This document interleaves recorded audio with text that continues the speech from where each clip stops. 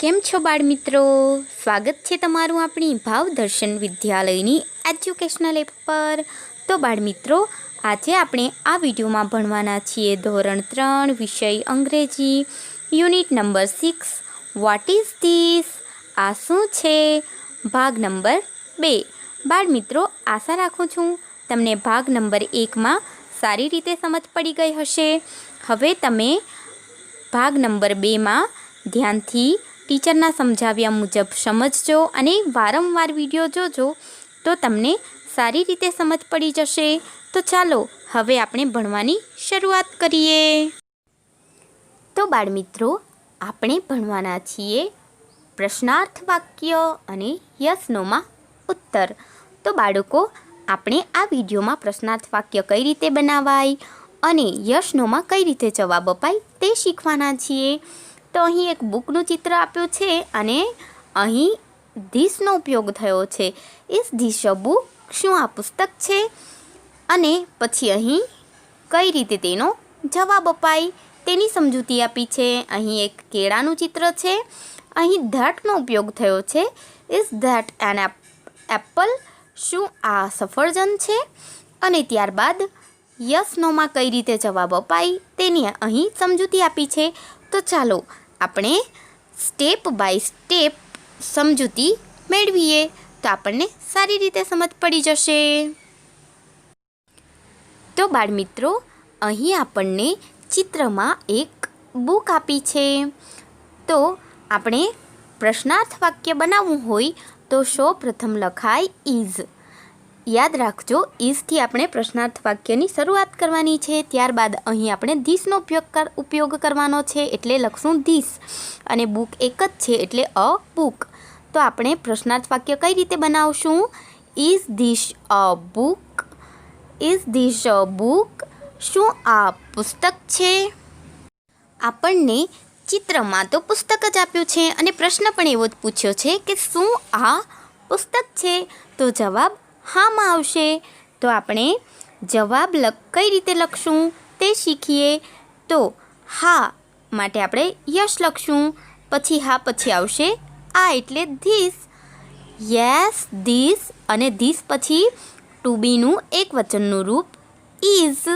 તો yes this is અને a book. Yes this is a book. હા આ પુસ્તક છે. અને આપણે બીજો જવાબ પણ લખી શકીએ, યસ ઇટ ઇઝ.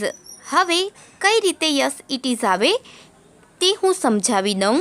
તો બાળકો, આપણે હા માટે લખશું યસ અને તે એટલે ઇટ અને ઇઝ એટલે છે.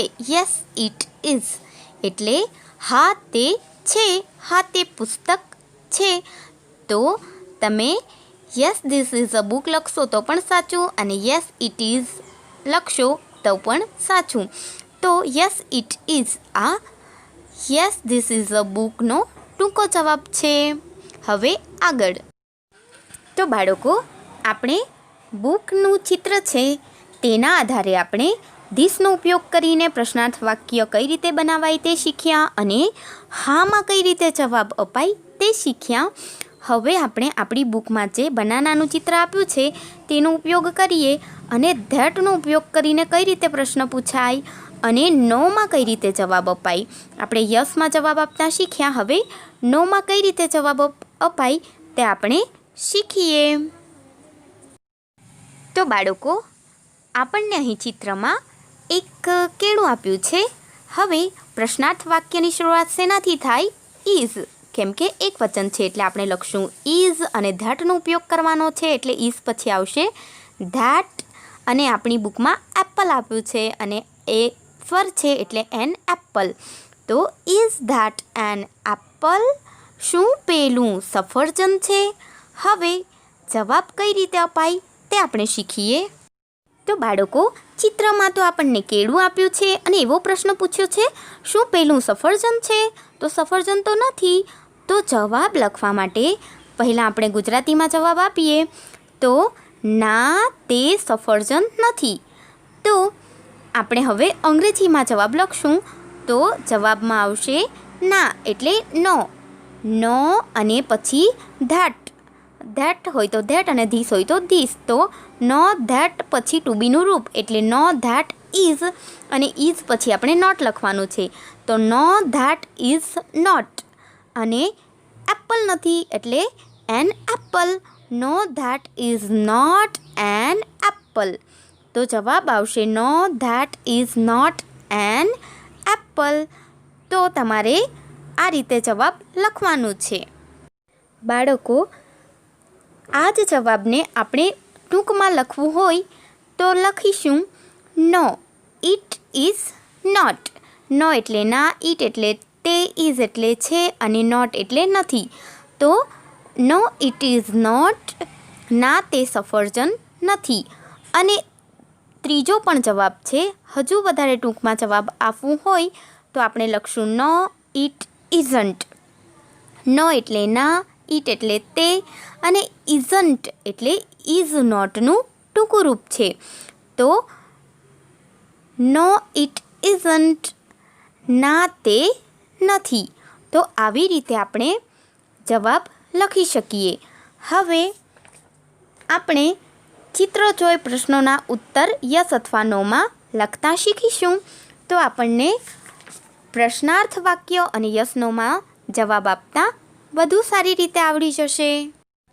તો બાળકો, આપણે ભણવાના છીએ ચિત્ર જોઈ પ્રશ્નોના ઉત્તર યસ અથવા નોમાં લખો. તો બાળકો, અહીં ઉદાહરણ છે. એમાં આપણને પ્રથમ ચિત્ર આપ્યું છે ઈંડું એટલે કે એગ. હવે પ્રશ્ન વાંચીએ.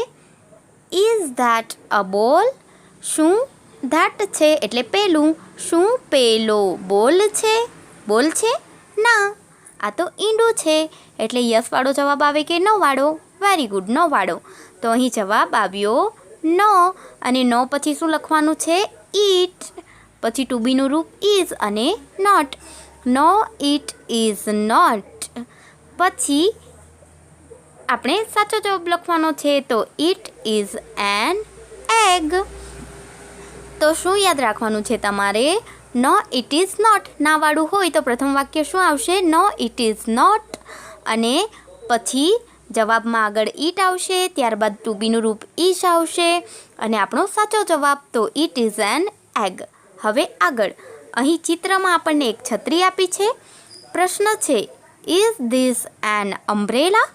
શું આ, ધીસ છે એટલે આ, શું આ છત્રી છે? તો હા, યસ ઇટ ઇઝ. હા વાળો તો બહુ જ સિમ્પલ જવાબ છે. Yes it is. હા તે છે. હવે આગળ જોઈએ તો આપણને અહીં ચિત્રમાં એક સફરજન આપ્યું છે. પ્રશ્ન વાંચીએ. Is this a banana? This છે એટલે આ.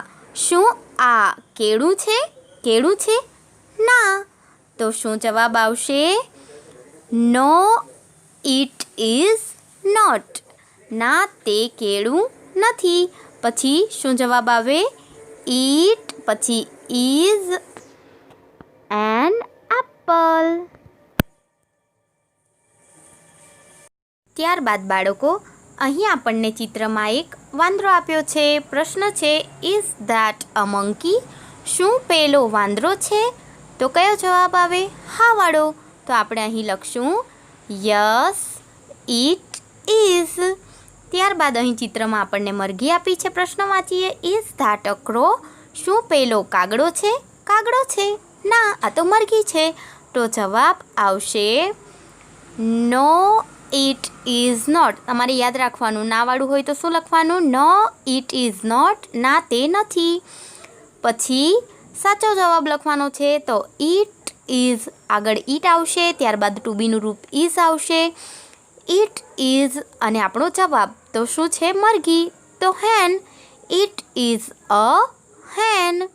નો it is not, it is a hen. ત્યારબાદ અહીં આપણને મોરનું ચિત્ર આપ્યું છે. પ્રશ્ન વાંચીએ. Is this a peacock? શું આ મોર છે? ધીસ છે એટલે આ. Is this a peacock? શું આ મોર છે?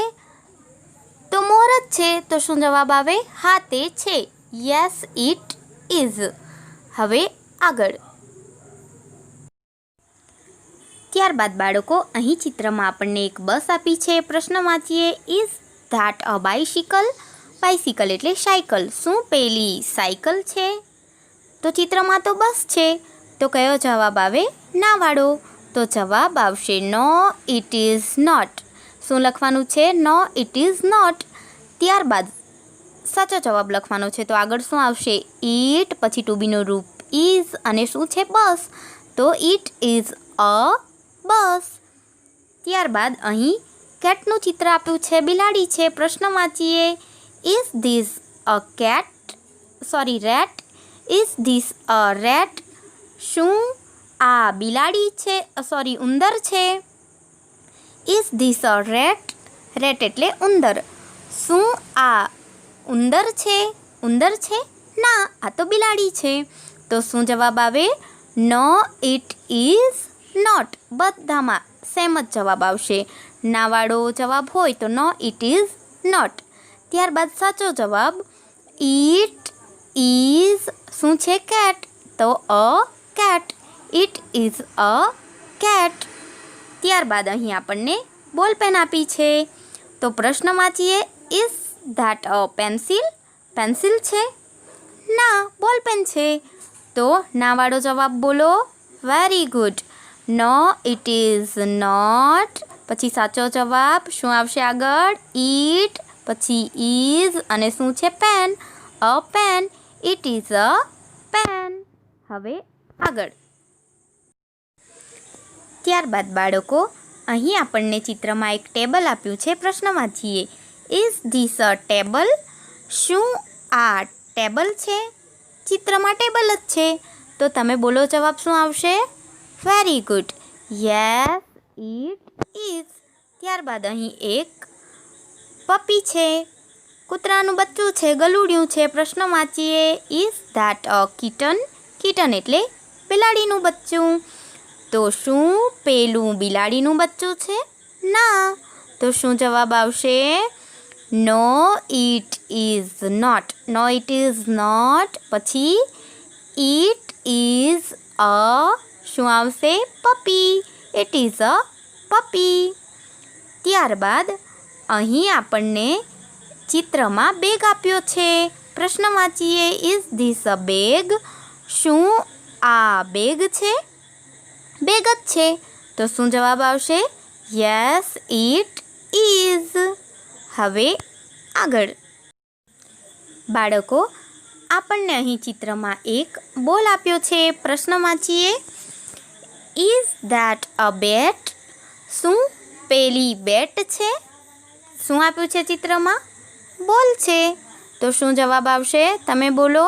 Very good. No it is not. પછી સાચો જવાબ લખવા શું કરવાનું આગળ? ઇટ, પછી ટુ બીનું રૂપ ઇઝ, અ બોલ. ઇટ ઇઝ અ બોલ. ત્યારબાદ અહીં ચિત્રમાં આપણને ટામેટું આપ્યું છે. પ્રશ્ન વાંચીએ. Is this a potato? શું આ બટાકો છે? ટામેટું છે. તો શું જવાબ આવશે? No it is not. પછી ઇટ ઇઝ અ ટમાટો. ત્યારબાદ અહીં આપણને પતંગ આપી છે. પ્રશ્ન વાંચીએ. Is that a kite? શું પેલી પતંગ છે? ચિત્રમાં પણ પતંગ જ છે. તો શું જવાબ આવશે? Yes it is. તો બાળકો આશા રાખું છું તમને સમજ પડી ગઈ હશે. હવે આગળનો પ્રશ્ન જોઈએ. તો બાળકો આગળનો પ્રશ્ન જોઈએ. સૂચના વાંચીએ. પ્રશ્ન વાક્યો બનાવી લખો. તો બાળકો આપણે પ્રશ્નાર્થ વાક્ય બનાવતા શીખવાનું છે. તો અહીં ઉદાહરણ આપ્યું છે તે જોઈએ. તો એક્ઝામ્પલ છે. That is a cat. આગળ ધેટ છે, પછી ઇઝ છે, અને અ કેટ. હવે જવાબ છે.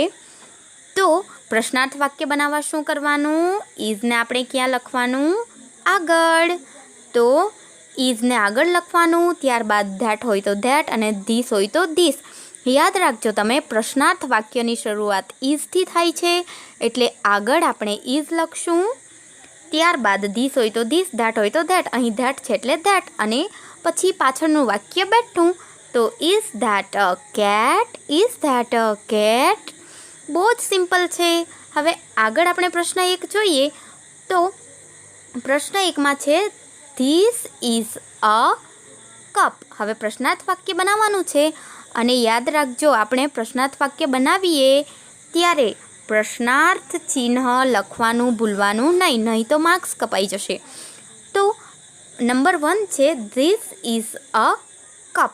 હવે મેં તમને શું સમજાવ્યું? પ્રશ્નાર્થ વાક્ય બનાવવા આગળ શું લખવાનું? ઇઝ. Very good. ઇઝ આગળ લખવાનું. અહીં ધીસ છે એટલે ઇઝ પછી ધીસ આવશે અને પાછળનું વાક્ય બેઠું. ઇઝ ધીસ અ કપ અને પાછળ શું લખવાનું? પ્રશ્નાર્થ ચિહ્ન. તો શું જવાબ આવશે? Is this a cup. ત્યારબાદ બીજો નંબર જોઈએ. તો ઇઝ ધેટ અ લાયન. તો શું લખવાનું છે? ઇઝ આગળ, ત્યારબાદ ધેટ અને અ લાયન. તો શું જવાબ આવશે? Is that a lion. શું પહેલો સિંહ છે? ત્યારબાદ third number, this is an ant. This એટલે આ, ઇઝ એટલે છે, એન એન્ટ એટલે કીડી. આ કીડી છે. તો શું કરવાનું છે આપણે? ઇઝ આગળ, ત્યારબાદ ધીસ.